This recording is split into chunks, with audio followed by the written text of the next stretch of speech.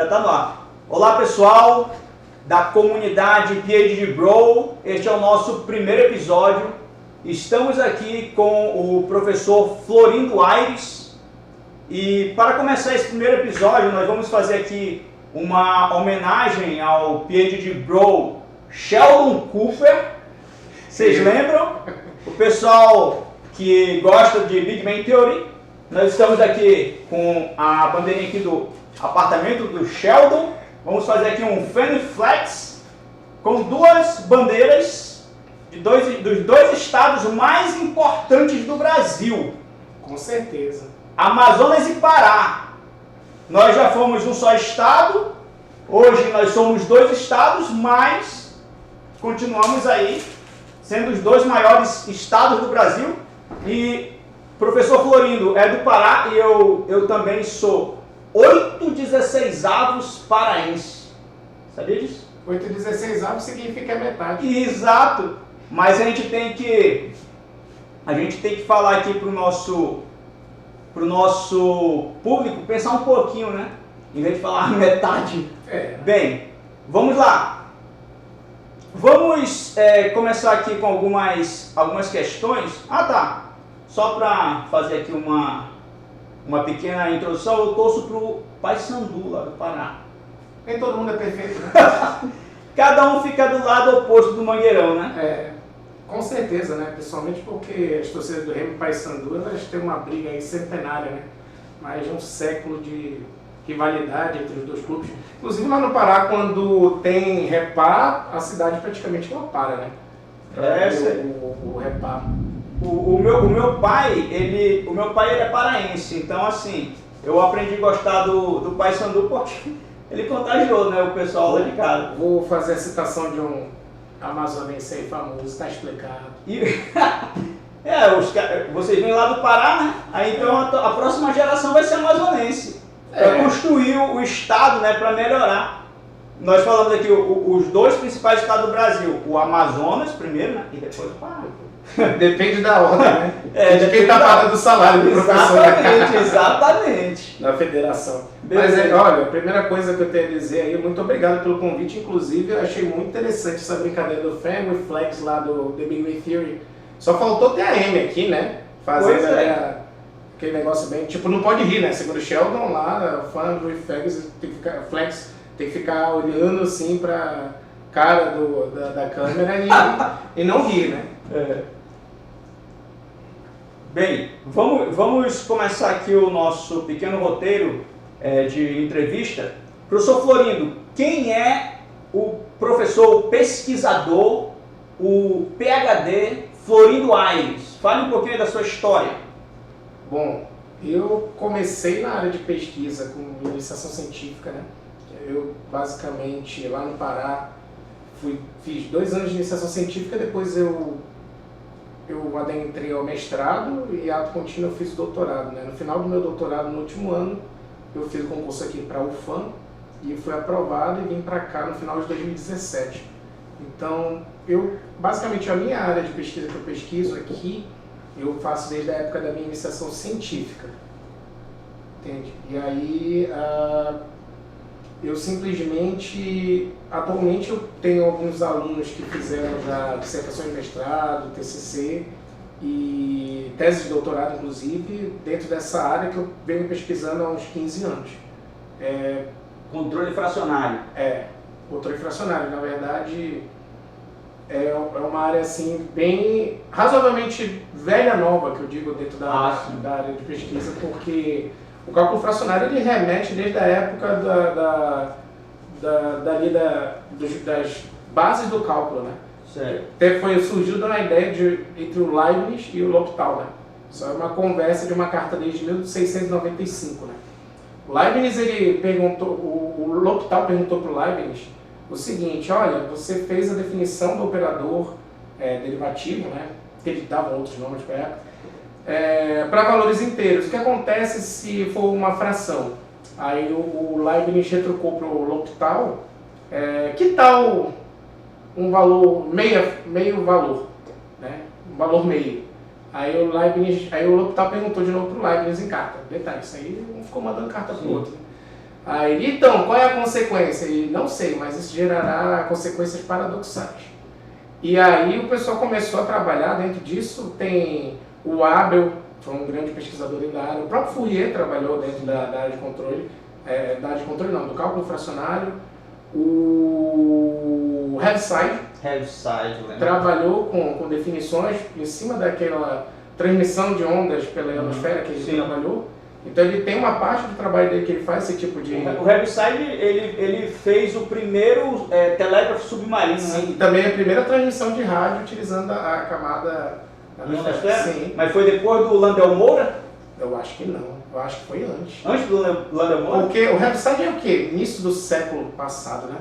Heaviside. Dizem que ele era excêntrico, inclusive. Ah, né? Totalmente. Ele não conseguiu o PhD dele porque o pessoal da matemática achava que era pouco formal os métodos dele. E o pessoal da engenharia falava que ele não tinha um método científico muito acurado. Mas é porque o Heaviside ele anotava na lateral do livro, né? Isso. Ele ia abrindo as contas, ele ia escrevendo assim de maneira completamente aleatória, né? Então ele não era uma pessoa com um raciocínio. Vamos dizer que hoje em dia o que os jovens chamam isso de TDAH. Só que o dele era muito avançado, né? Enfim, essa área de pesquisa, ela começou a ter um boom mundial assim maior a partir das primeiras, dentro da área de controle, lá para o final da década de 60, né? Com a como é que a gente chama? A primeira definição para derivada fracionária que é considerada a condição inicial nula, que é de um italiano chamado Michele Caputo. Uma coisa que é interessante, intrigante, é como esses caras já pensavam em questão de controle fracionário aí antes da ascensão mesmo da engenharia como área de... Porque na época era física, matemática, né? Na verdade eles pensavam em relação à modelagem. Né? Modelagem, beleza. Uma grande parte surgiu para fazer explicação de fenômenos, né? Certo. Em que a meia derivada ela funcionava bem. Por exemplo, a função f tem uma definição em cima de meia derivada. Que eles fizeram, tem uma maneira de você generalizar ela utilizando funções de Mittag-Leffler, que é a generalização da função exponencial. Certo. O que acontece? O cálculo fracionário ele trabalha com uma generalização por série de potência, né? Que aí a função de Mittag-Leffler, a condição dela em que ela é unitária, ela recai na condição da função exponencial, do jeito que a gente conhece. Então, a galera foi desenvolvendo isso daí, e aí, como foi que caiu na minha mão essa história, né? Eu estava conversando com o meu orientador, na época de IC, o professor Barra, aí chegou rindo na sala, com um artigo na mão, jogou em cima da mesa, olha aí, Flávio, uma meia derivada aí. Começou a rir. Pô, tu já sabe calcular uma derivada inteira, porque calcular meia aí vai ser um pouco mais complicado, né? E todos rimos, né? Peguei aquele artigo, levei para casa, e aí chegou lá e disse, eu acho que eu consigo trabalhar com isso. Top. E aí eu fui baixar os livros, aí eu cheguei com o professor já com um dos métodos programados para tentar aplicar uma planta prática nossa, eu já tinha os resultados do meu TCC. Aí ele falou, não, vamos ver para depois. Eu, não, vamos fazer logo. Vou fazer no TCC. Esse TCC foi o melhor TCC da faculdade no ano que eu me formei. Graças a essa, vamos dizer assim, qual seria a melhor palavra? Eu arrisquei, né? Arriscar, exatamente. É aquela hora que você... E pergunta, como é a área de controle fracionado no Brasil? Assim, existem muitos pesquisadores trabalhando com isso ou tu é isolado aqui? No Amazonas, atualmente, no Pará também, pelo que eu saiba, somos muito poucos. Por exemplo, aqui na UFAM tem um TCC antes de eu chegar aqui, foi orientado pelo professor Gustavo lá da mecânica. Mas em que ano mais ou menos isso? 2015, que inclusive o orientando dele, depois se transformou o professor da mecânica, que é o Paulo Roberto, que eu orientei no mestrado e estou orientando agora no doutorado. Ah, beleza. Então ele primeiro orientou o TCC do Paulo, e o Paulo andou um pouquinho nisso. Eu cheguei um ano depois aqui. E aí, só como área de pesquisa, com dissertação de mestrado e tese de doutorado, eu fui o primeiro a formar gente aqui no Amazonas. E no Pará também, né? Beleza. Eu digo no Pará em relação a mim mesmo, porque sim. Assim, no início o professor Barra e depois o meu orientador de tese de doutorado, o professor Tavares, chegou no momento que a gente ficou um pouco sem ter para onde ir, porque não tinha outras pessoas para eu trabalhar com isso. Então a gente entrou em contato com um pesquisador em Curitiba, o professor Marcelo Kaminsky-Lensing. Também é da área de controle fracionário? Só que ele é da engenharia química. Ah, sim. Observe, um está na mecânica aqui, o professor Lenz está na química, o irmão dele é físico. Isso que é legal da engenharia elétrica, a interdisciplinaridade. Exato. E aí o que aconteceu foi que começou a rodar as conversas com esse outro pesquisador, o professor Lenz foi meu orientador no final, e a gente conseguiu fazer uma contribuição, inicialmente um trabalho lá com o professor Barra, com o professor Tavares, de um estabilizador de sistema elétrico de potência prático. Porque lá na FPA tinha um sistema de escala reduzida que a gente emulava as dinâmicas de uma geração hidráulica de Tucuruí, como se fosse um gerador de Tucuruí, só que uma escala reduzida, conectado com a rede elétrica. Certo. E eu consegui tirar resultados dali que eu gerei o artigo da minha tese, o primeiro artigo. E na minha tese, eu formalizei inicialmente a ideia de como fazer a alocação de polos dentro do domínio fracionário no plano S. Porque o que acontece? O pessoal vinha trabalhando, jogando numa transformação de base lá para fazer uma transformação bilinear para conseguir alocar o polo fracionário de maneira indireta. Certo. E da maneira que eu trabalhei, eu quebrei o espaço inteiro, né, em semi-espaço, dentro da álgebra, né? Sim. Que aí, em cima disso, daí eu consegui trabalhar em regiões que geram matrizes quadradas. Certo. Mas tu está trabalhando no plano contínuo ou discreto? Não, isso no contínuo. Contínuo? Normalmente, cálculo fracionário, você trabalha muito no contínuo, mas a discretização já tem N métodos para fazer discretização. Inclusive evitando de você jogar, porque assim, os primeiros métodos de discretização dentro dessa área ocorreu do seguinte: o cara primeiro aproximava para o operador inteiro, para depois discretizar. Normalmente isso dava um trabalho muito grande, porque tinha que jogar para inteiro, podia gerar um filtro muito grande, para depois reduzir a ordem, para depois fazer a aplicação. E às vezes você tinha perda, às vezes você não conseguia sintonizar muito bem o comportamento fracionário dentro da banda de frequência, né? E por que fazer isso, né? Porque a aplicação, no final das contas, é uma equação finita da dinâmica. Então, a memória que tu tem, o sistema fracionário tem memória infinita, vamos dizer assim. E aí o que acontece? Quando você trabalha com um sistema com memória finita, você trabalha dentro de uma banda de frequência, de tal maneira que o controle, no final das contas, ele vai ficar jogando dentro daquela região. Então, por isso a gente consegue fazer umas aproximações bem boas. Agora eu tenho trabalhado muito com projeto fracionário e jogo no discreto. Certo. Em vez de fazer projeto fracionário, jogo para inteiro e depois discretizar. Que realmente era um problema. Certo. Assim, eu também fui apaixonado pela área de controle. Nunca explorei controle fracionário. Eu já conversei contigo, né? Antes de começar o mestrado, não sabia muito bem o que fazer. Antes de entrar na microeletrônica, eu dei uma explorada aí no controle fracionário. E, assim, quase todas as disciplinas que eu fiz aqui na engenharia elétrica, eu me apaixonei, né, pela área. Assim, e a engenharia elétrica, assim, ela tem tentáculos de colaborativo, né, em todas as áreas que nós pudermos imaginar praticamente. O coração é muito grande, né? Não, totalmente. Para pesquisa, viu? O professor Carlos é muito bem casado há anos, pai de 2 filhos. Exatamente. É grande para estudar. Carlos sempre foi considerado aqui um cara extremamente estudioso, né? Pois é, a situação foi essa. Aí chegou num ponto, você sabe como é, né? Você chega num ponto que o que é a tese de doutorado? Que eu acho que isso daí, quem deseja ser doutor, aí tem um sonho de tirar um doutoramento, ele tem que entender o que o doutorado vai fazer. Fala aí um pouquinho, Florindo, qual a importância para os alunos aí que estão na graduação ou que já se graduaram, estão graduando ou que já estão há algum tempo no mercado aí, qual seria a importância de fazer os cursos de mestrado e doutorado estricto sensu? Depende do que a pessoa quer fazer da vida dela, vou ser sincero. Porque assim, eu acredito que hoje em dia o mestrado, ele ajuda a melhorar as bases que a gente está tendo uma perda entre o ensino médio e o ensino superior. Porque o que tem acontecido? A gente tem que ajustar algumas distorções que ocorrem no ensino médio, que chega no ensino superior, e depois o mestrado, por que parece, ele ajuda a gente a formar um mestre e ao mesmo tempo ainda ajustar o doutor.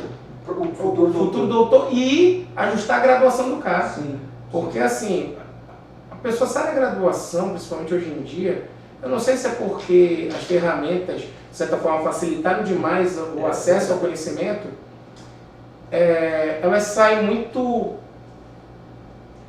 Como é que eu poderia dizer? A melhor expressão seria o seguinte: elas sabem muito de muito e entendem muito pouco de uma coisa mais direta. O que eu vejo, na época que eu estava na graduação, eu ficava pensando, cara, seria massa ter uma ferramenta que conseguisse projetar ali aquelas estruturas 3D para a gente não precisar ficar pensando, né, naquilo ou desenhando no papel.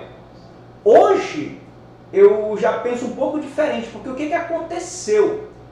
Como existe essa ferramenta hoje em dia, a pessoa não precisa mais pensar, construir aquilo mentalmente. Porque na nossa época, antes da gente passar para o papel, a gente tinha que primeiro fazer uma construção mental da coisa. Fazer listas. Isso. Lista lateral, superior. Exato. E depois passar para o papel.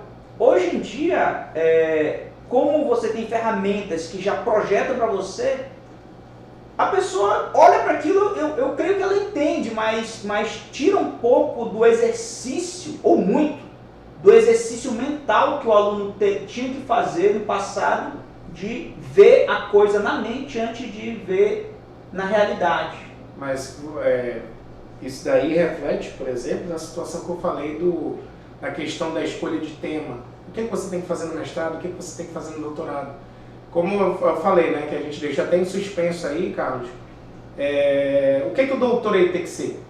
O que ele tem que fazer durante a pesquisa dele? Ele tem que fazer uma contribuição, pode ser pontual, pode ser uma coisa mais baixa. Pode ser original. Original, né? Exatamente. E como você ser original se você é disperso? Entende? É muito complicado, entendeu? As pessoas, elas acabam... Eu acho que é aí que entra a figura do orientador, né? Porque o pesquisador, ele tem ali aquele feeling da pesquisa. Ele sabe o que ele quer, porque às vezes o aluno, ele vem dentro do tema do orientador, né? Sim. Mas o orientador está aqui, faz a pesquisa aí, porque o cara que vem para o doutorado, ele já tem que vir com uma certa independência. Sim. O trabalho vai ser dele.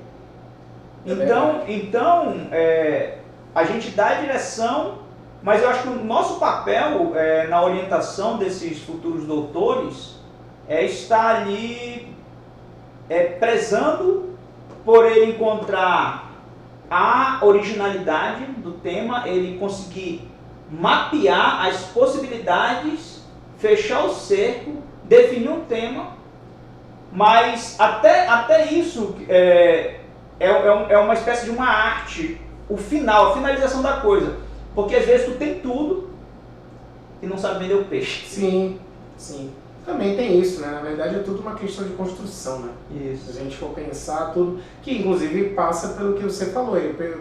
Hoje em dia as pessoas têm dificuldade de abstrair mentalmente porque elas não têm mais a necessidade latente de ficar abstraindo. Isso. Como, por exemplo, desenhar. Isso. Desenho técnico. Eu fiz ainda o desenho técnico, eu entrei na universidade em 2008.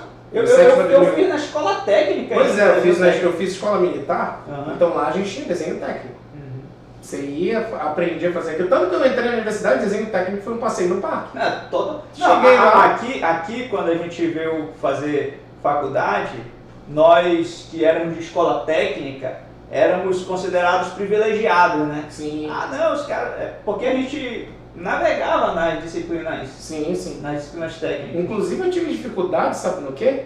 Em entender montar de circuito quando eu entrei na graduação, porque eu não fiz técnico. Sim. Eu caí de paraquedas ali, né?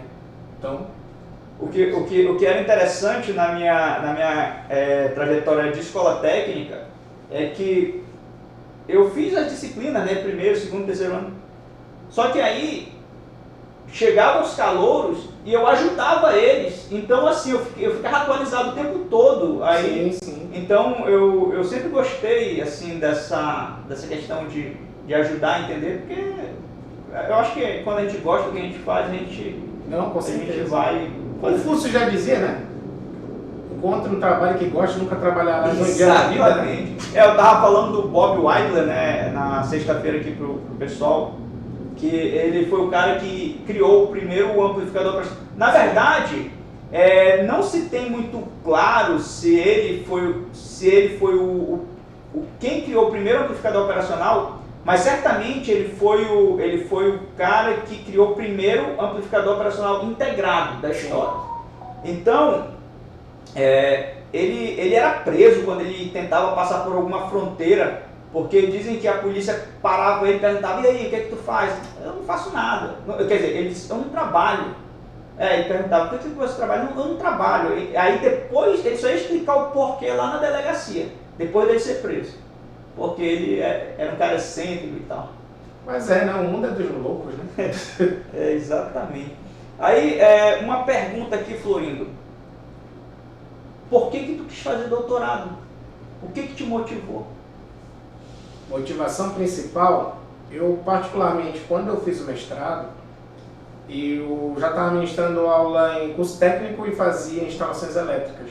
Eu e o professor Renan, inclusive, ele conta essa história quando ele vier aí. A gente fazia projeto elétrico, eu tirei o CREA, e aí a gente fazia projeto elétrico, ganhava um trocado e ministrava aula, além de... Então vocês eram colegas desde a época da escola técnica? Não, desde a época da universidade, desde o primeiro semestre. A gente se conheceu e a gente entrou no mesmo ano. Né? Certo.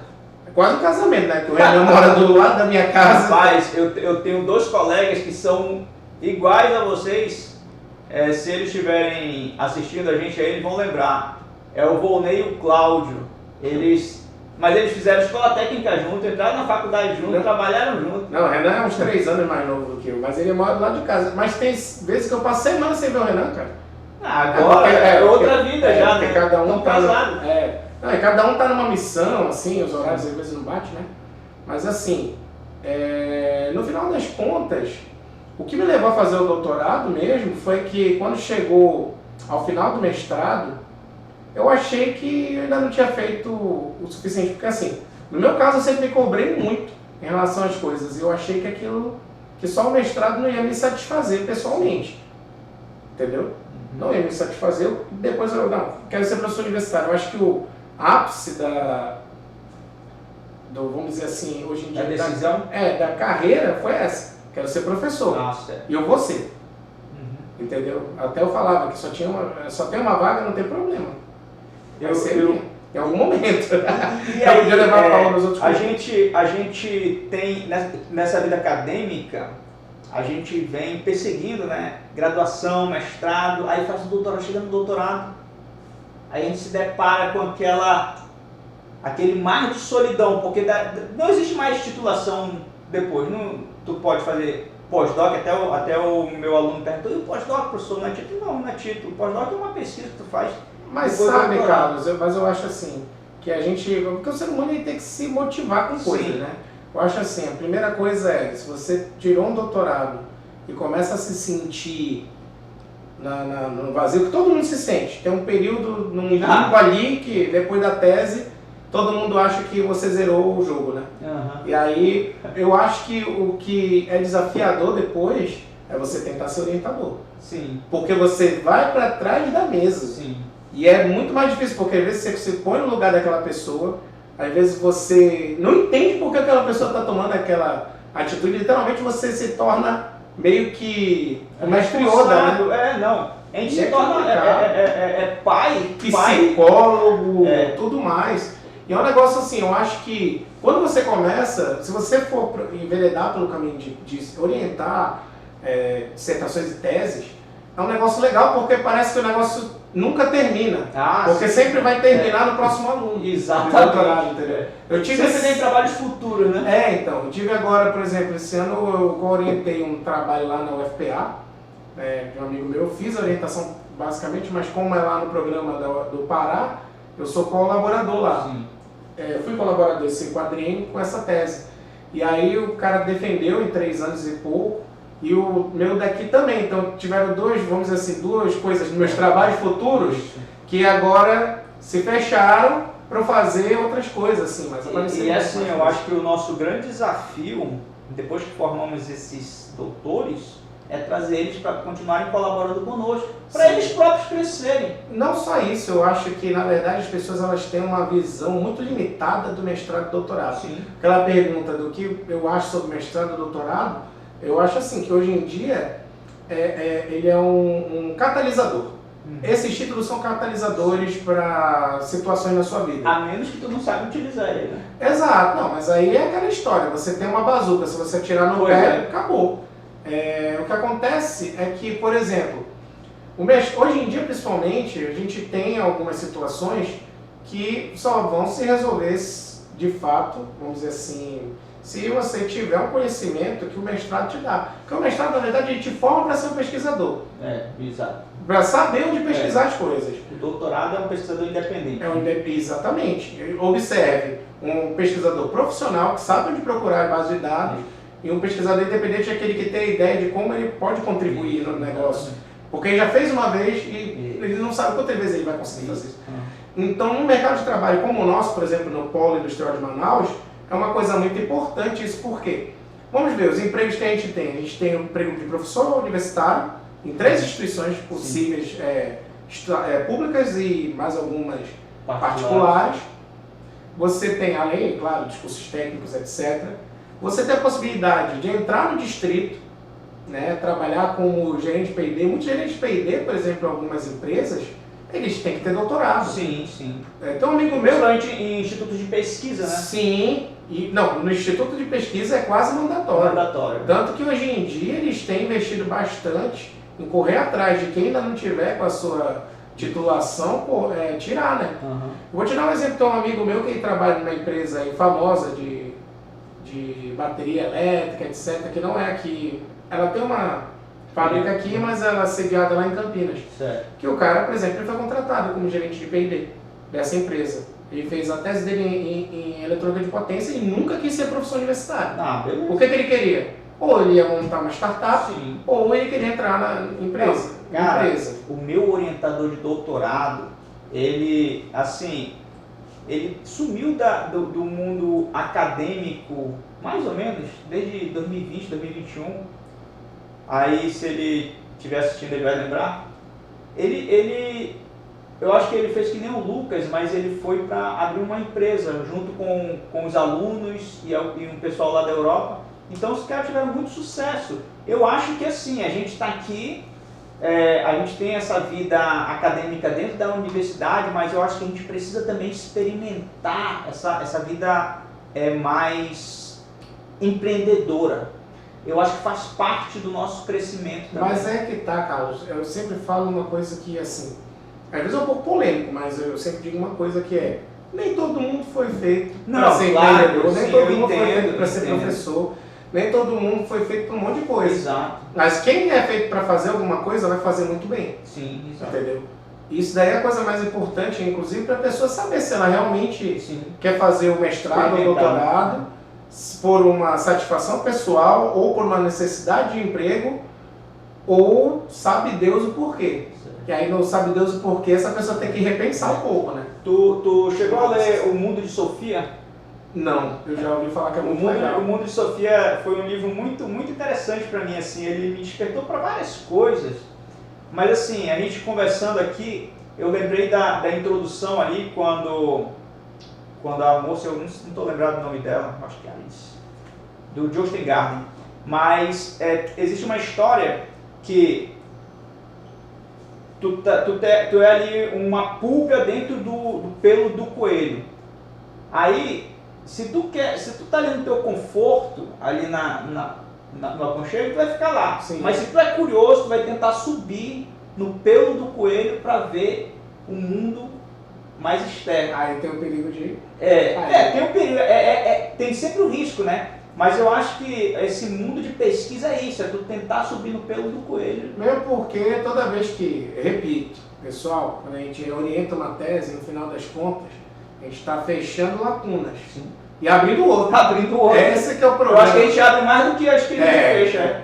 E é engraçado isso, porque você chega num ponto que você vê que o trabalho é infinito. E a gente é finito. Exato. Aí a gente começa a repensar, né, nas coisas.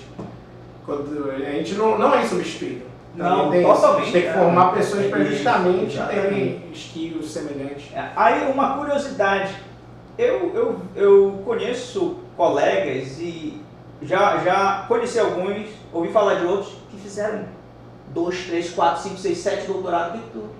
Qual é o teu plano para fazer mais doutorado? E por que será? Olha, eu vou falar a verdade, eu particularmente, assim, eu acho que a escolha é pessoal de cada um, né? Porque tem gente que, por exemplo, entra na universidade várias vezes para fazer vários cursos, etc. Eu nunca senti essa necessidade. Eu acho que, em relação até onde eu cheguei, eu ainda digo mais, eu acho que o único curso que eu faria hoje em dia, tem 2 cursos que eu faria na universidade, se eu fosse para eu fazer, para eu ir brincar. Sim. Seria o curso de física ou matemática, na verdade viram 3 aí. Sim. Ou música.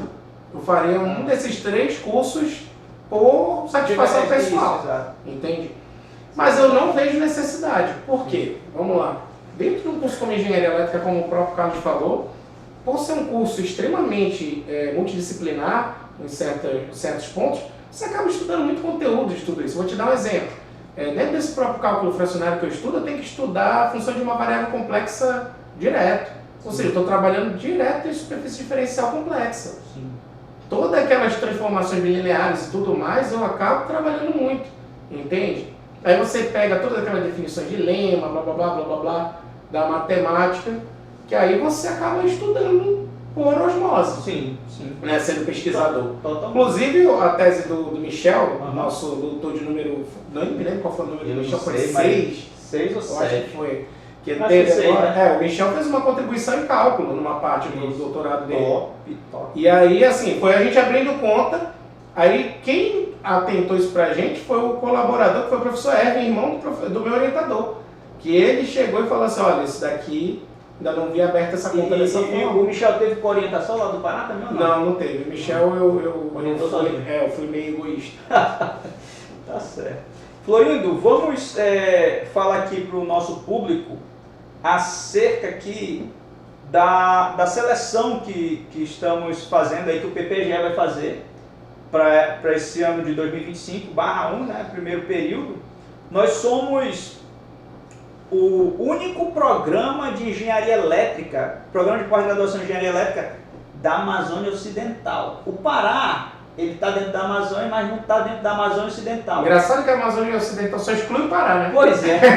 Exclui, eu não sei por que esse preconceito. Eu também não entendo, mas nós temos aí um público de todos os estados da Amazônia Ocidental e temos aqui uma concentração e temos aí já um histórico de formação de mestres desde 2005. Já estamos em 176 mestres formados pelo nosso programa. Nesse quadriênio nós formamos aí 9, nós vamos formar, né? Porque ainda tem gente formando ainda. Tiveram todas as teses, pelo menos que estavam previstas, já definiram, até sexta. O 8º doutor foi o Rafael e o 9º foi o David. Ah, beleza. Então nós já estamos aí com os nossos mestres, os nossos doutores do quadriênio formados. Então, fazemos aí um convite para todos aqueles alunos que já se graduaram, estão graduando, que gostam de pesquisa. Aqui nós somos engenharia elétrica, mas senhores, nós trabalhamos aqui com software, nós trabalhamos com desenvolvimento de software, hardware, nós trabalhamos com blockchain, nós trabalhamos com semicondutores.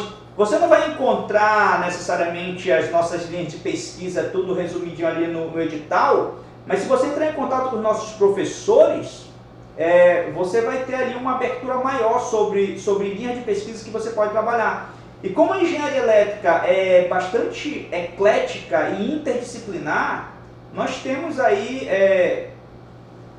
pesquisas em conjunto com várias áreas. Nós temos ali com o pessoal da medicina, nós estamos firmando agora uma parceria com a química, com o ICOMP, eu acho que nós temos há algum tempo algumas parcerias. A gente tem muita parceria. Ainda digo mais, na verdade, eu acho que a pessoa que quiser fazer o edital, a primeira coisa que eu sempre digo é leia o edital, para entender quais são as regras, né? Isso.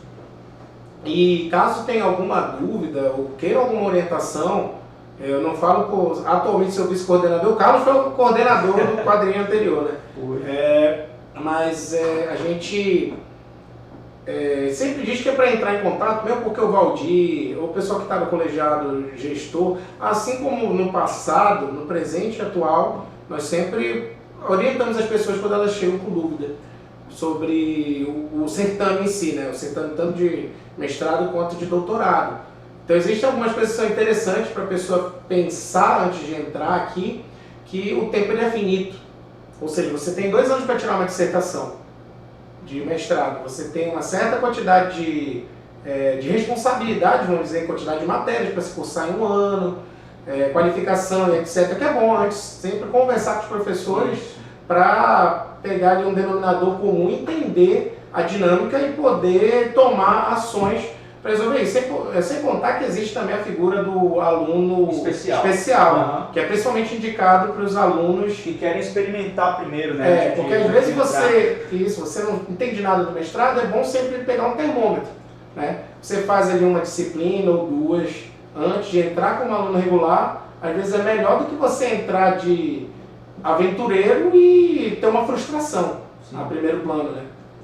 E aí eu sempre aconselho isso, né? Entre em contato com os professores, veja aí quem tem uma linha de pesquisa mais ou menos parecida com o que você gosta de fazer. Ou mesmo que você não tenha essa noção, você pode entrar em contato com alguns dos nossos professores que eles vão lhe indicar para o colega que tenha a linha mais ou menos que você tem interesse, né?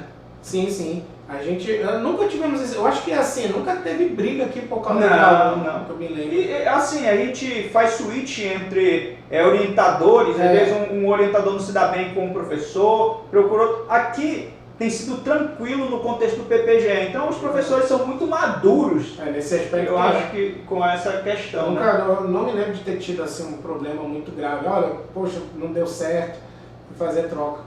Mas enfim, claro que tensões sempre existem, mas isso daí é um trabalho, né? Sim. Se não fosse trabalho, era lazer. Eu acho que até no lazer, às vezes, as pessoas se irritam, né? Exato. O cara vai jogar um futebol, dá uma entrada mais dura, aí o outro já fica aborrecido, quer sair na porrada, mas é assim mesmo, é família.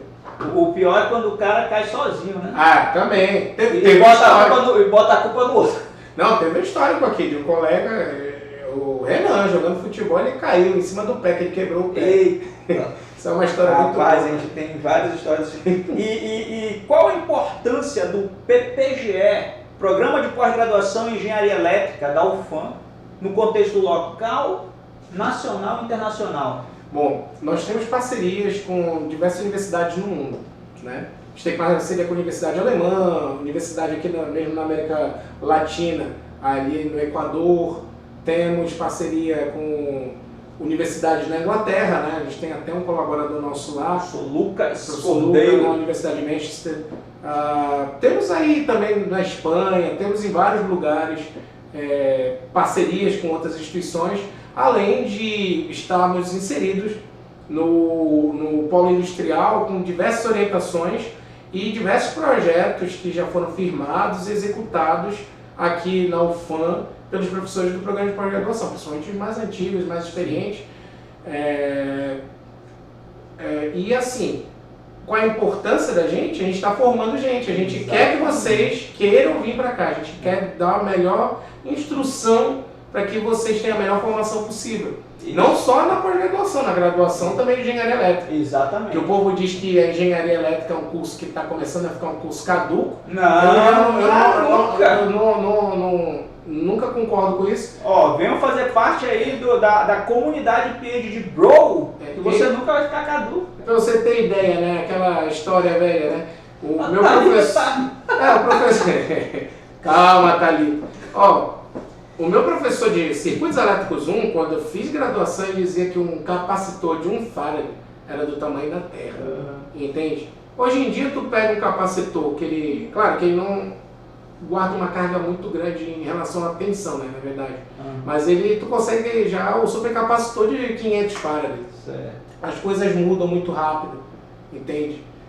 Microcontrolador era de outra maneira a aplicação, com os Arduino da vida, ESP, as coisas mudaram.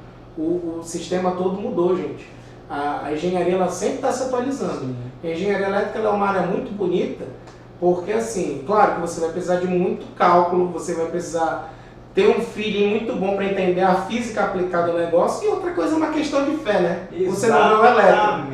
Se você estiver vendo elétrico, por favor, vá fazer um acompanhamento psicológico. Florindo, já nos encaminhando aí para o final aqui desse nosso primeiro episódio, fala aí, a gente já falou sobre isso, mas qual é o trabalho de um PhD? O trabalho de um PhD em relação à universidade é formar, orientar e contribuir com a sociedade de tal forma a entregar os melhores profissionais possíveis. Para mim é o mais importante do nosso trabalho. Não só profissionais, além de profissionais, pessoas honestas. Exato. Não só com o seu trabalho, mas com a questão da vida cotidiana. Certo. Entende? Beleza. E tu trouxe aí pra gente o PhD Comics? Rapaz, eu não trouxe não, mas aí tem aquelas piadas velhas de PhD lá do caboclo tava no avião, aí um cara começa a passar mal. Todo mundo já conhece, né? Eu acho. Galera, aí, meu Deus, eu preciso de um doutor! Eu sou doutor! Aí o cara vira e diz assim, então ajude ele tá passando mal. Aí ele, mas eu sou doutor em filosofia. Aí, ele vai morrer! Todos diremos. Aí chama aquela coisa meio complicada, né? Mas olha, pra vocês terem ideia, essa piadinha, ela tem para vários tipos de... Não, mas o professor Castro, não sei se você sabe quem é. Tu entrou no lugar dele? Não, entrei no lugar do professor antes do Castro. Mas deixa eu só falar uma história. Fala aí. Por que eu contei essa piadinha? Porra, teve um dia que eu... Desculpa, Fernando. Um dia eu peguei um avião, uma senhora começou a infartar. Começou a ter um problema de pressão. Alguém virou, tem um doutor a bordo! Eu me controlei para não fazer um humor negro. Mas eu... Aí tava um conhecido meu na beira e fez logo assim, Florindo, pelo amor de Deus, me tira a graça agora, bicho. Mas aí eu tive autocontrole nesse dia. Por pouco, mas eu tive. Tu tem que ter, né? Porque já pensou o Florindo tem autocontrole. Pois é. Certo. Não, o professor Castro ele tem uma história similar, que um colega dele foi pro interior, aí lá ele chegou para fazer um trabalho, eu acho que era numa empresa, só que ele chegou, foi anunciado como doutor. E aí lá a mulher começou a passar mal, e aí, pensando no doutor, o doutor, chama ele. Aí chegou lá, mas eu não sou médico, mas não interessa que é doutor, acho que ia bater no cara. Porque ele era doutor e não conseguiu ajudar lá. Mas você tá vendo só? É por isso que eu falo, essa piada, por que pareça, aconteceu, só que assim, ainda bem que apareceu um médico lá, de verdade, mas eu tava na cadeira atrás. Eu não sei o que aconteceu com esse nosso colega, mas... E pra não dizer que é meme, é papo furado meu, a pessoa que estava na cadeira lá perto, que evitou, pegou meu avô, que era a mãe do professor Yuri. A tia Cláudia. Aí ela... Pelo amor de Deus. Aí, senhores, já encaminhando aqui para o final, foi anunciado aí o nosso convidado. Nesse momento ele acaba de chegar, é o Tony Aires. Oh, meu Deus do céu. Vamos fazer o switch aqui para o nosso professor, PhD Bro e guitarrista aí. Mas sabias que a guitarra ela veio antes? Antes? Antes. Eu, na verdade, fui parar na engenharia elétrica por causa da guitarra. Top. O que aconteceu? Queria saber como é que funcionavam os sistemas Na sonoros. verdade, eu queria construir dispositivo para guitarra. Entendi. Nunca construí nenhum, né? No Mas máximo eu fiz troca de captador, coisa do tipo, mas... Tu consegue continuar trocando a corda dela? Não sou Steve Ray Vaughan, não. Mas a história é essa. Na verdade, isso daqui me levou para fazer a graduação em engenharia elétrica. Top, muito legal. Foi isso aqui. Saber qual... E assim, é legal porque isso tudo aqui são circuitinhos, né, que a pessoa vende.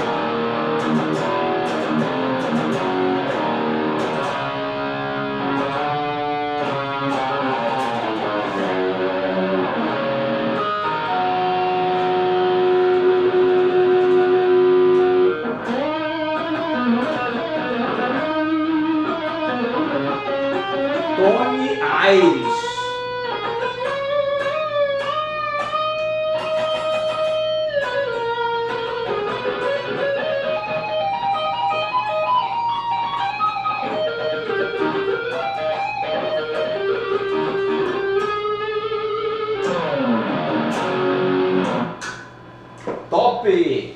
aqui surgiu bem antes. Exatamente. E conta aí um pouquinho do codinome aí, Tony Aires. Rapaz, isso daí foi uma história... Na verdade foi o pessoal da banda que quis botar isso daí, mas eu tô meio que brigando pra ficar o Florindo mesmo, porque eu acho o nome tão diferente. Flor Aires. Não, Flor fica Flor Aires. um pouco mais complicado. Tá certo. Mas surgiu desse jeito, né? Inclusive eu tô me reinventando nesse negócio da música recentemente, porque assim, eu comecei com a guitarra, parei de tocar guitarra há muitos anos, e aí esse ano eu saí da banda que eu estava anteriormente, e aí eu disse, não, eu vou tocar guitarra e eu vou cantar. Só que eu tive que voltar a estudar, literalmente. Eu estou estudando, estou fazendo IGT Brasil, que é um Instituto de Guitarra e Tecnologia, que é sediado em São Paulo. Foi fundado inclusive pelo Vander Taff. Aquele certificado que tu mandou de lá. Já peguei, primeiro eu fiz o nivelamento e depois eu cursei o módulo intermediário 1, né? Todo. Eu estou agora no módulo intermediário 2, são 5 módulos intermediários. Eu já vou sair daqui a algum tempo eu vou sair com uma espécie de curso técnico. Tu tem perfil lá no LinkedIn para de guitarra? Não, só tem o meu perfil no LinkedIn lá, que é... Eu só procurar Florindo Aires, não vai achar outro. No Instagram também, Florindo Aires, também não vai achar outro. Agora no Lattes vai encontrar, que meu pai... Porque eu sou júnior, né? Aí no Lattes, mas se botar doutores também vai aparecer só eu lá. E aí... Se vocês quiserem seguir também, tem a minha banda lá, sigam. Porque todos os professores daqui da UFAM, na verdade todo mundo tem algum hobby, né? Sim, totalmente. Esse meu hobby aqui, ele é um hobby, e todo mundo leva o hobby às vezes bem a sério, né? Exatamente. Mesmo porque não é um hobby barato, né? É verdade, é verdade. Tinha uma história de um cara que o hobby dele era paraquedismo. Só que é caro, né, o negócio? Aí principalmente quando o paraquedas no ar, né? O pai dele disse, não, tu vai ter que se sustentar com o teu hobby. Aí o cara fez medicina para ter recursos para... Mas você sabe que isso daqui, ó, isso aqui é uma matemática todinha? Sim, totalmente. Inclusive dentro de... Vamos lá. Se a gente for pegar isso daqui, o braço ele é feito todo em cima de divisões perfeitas. Por exemplo, isso aqui é um Mi. Metade do braço tem uma frequência que vai ser para metade desse cara.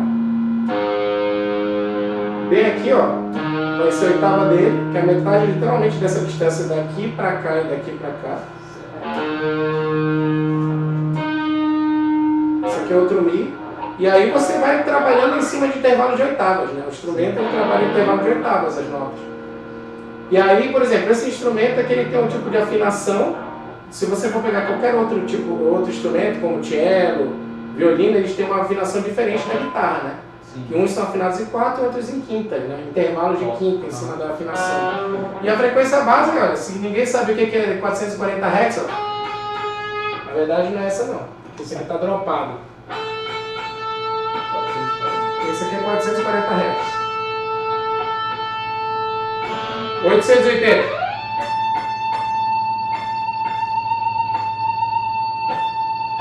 Esse é o barulho de 880 Hz. E a frequência mais alta que a gente consegue ouvir? Consegue reproduzir? Esse aqui é o dobro, né? Que está fora da escala.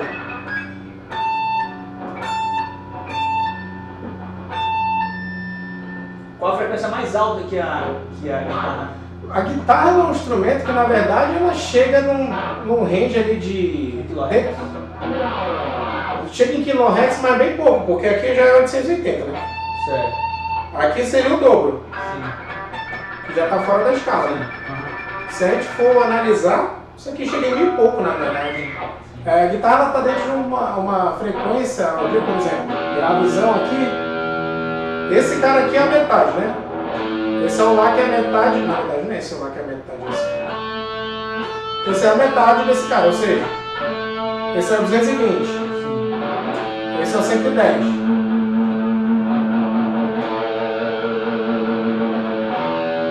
Então vai estar muito...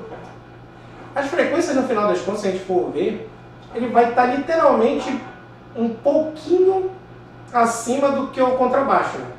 Do contrabaixo ele chega quase na frequência lá do 20 Hz. Entende? Mas esse cara aqui, Esse cara aqui chega em 1000 e pouco só. Agora, o instrumento que é frequência altíssima é violino. Tipo, você vai pegar o violino lá, aquelas peças clássicas, o cara fica meio surdo com o violino.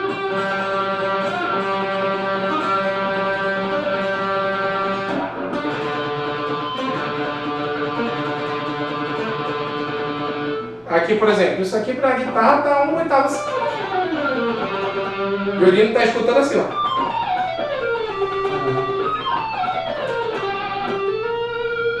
É aqui, né? É bem baixinho. Você vai ver, é um negócio totalmente... Senhores, foi um prazer estarmos aqui hoje com vocês, comunidade PhD Bro. Esse é só o nosso primeiro episódio. Nos próximos episódios nós vamos ter outros professores aqui. Talvez seja... Vou convidar o Kenny. E não joga fora a bandeira do Pará, que tem mais professor que vem de Não, fora. eu sei. E tu estás convidado para o remake aqui da nossa entrevista. Senhores, estamos aí no YouTube, no Instagram, TikTok, Facebook e X, Twitter. Senhores, fiquem com Deus e até a próxima. Até mais, pessoal. Até a próxima.